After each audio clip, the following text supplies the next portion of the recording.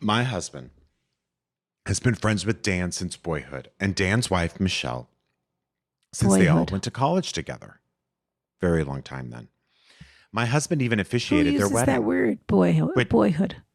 Since boyhood. I know, you're right. Childhood, boyhood. They were kids. Boyhood. Yeah. They built forts together. This is some sort of southerner. It does sound Texas. It really does. In the years since, they've had a couple kids and moved out to the suburbs. They enjoy nice vacations and a generally elevated lifestyle. A couple years ago, Dan started asking my husband for money, the most being $8,000. Just to get them by until payday. Right. He said he didn't want to stress Michelle. A payday loan. I know. A payday loan is worse than a regular loan. Yeah, this is like a car payday loan is my kids don't get groceries if you don't give me $8,000. $8,000, not $800 to buy groceries. $8,000. Yeah. He said he didn't want to stress Michelle, so he kept these loans a secret. He's always paid us back, but we are no longer comfortable lending him money. He took it well and didn't ask us again. Sure. Until his daughter was about to be born earlier this year. Oh, what are you trying to throw me through? Why don't you just grab me by the back of these pants and throw me out this window? I'll tell you, the terror of every relationship is not communicating. The fact that he didn't tell his wife the money's not coming in. I don't think it's a good time to have a child. Whatever. Dan told my husband that he could have asked his wife, Michelle, for the money, but he didn't want to. What?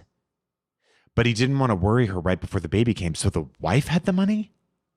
What he's trying His own wife had the money? He's trying to save. First of all, what he's really trying to do is get Dan, what's the husband's name and what's Dan's name? Well, we don't, the letter writer's husband, we don't know. Dan is the friend's name. Okay. And Michelle is the friend's wife's name. What should we call the husband? Clark? Okay, Clark. So basically. No, Clark, not clock. Not like a wall clock, Clark. No, like a clock bar. Right. Okay. Yeah. So he said, basically, he was trying to do two things. One is say to Clark, don't worry, I'm broke, but I'm not that broke. I don't really need it. We are fine. There's just this little thing I'm keeping from my wife that I don't want to tell her. And if she gets stressed out, it'll sort of be your fault. Can you imagine asking a friend for money and saying like, oh, I mean, I could always ask my partner, but I'm not really comfortable doing that. Right. But people say that because what they're trying to say is you don't have to tell my wife that we're going to lose the house, because we're not. Right. But you really can't tell my wife. Right. It's it's just a face-saving mechanism. Yeah.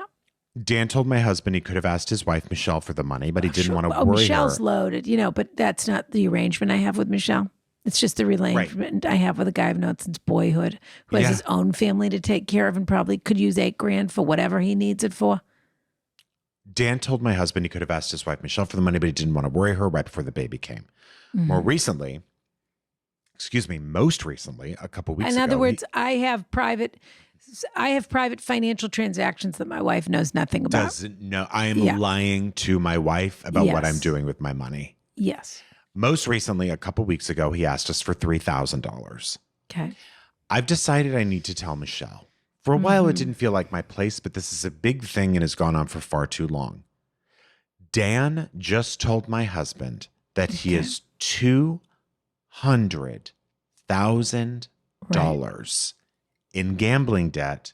And Ronna, guess who doesn't know? Michelle. Michelle. Correct.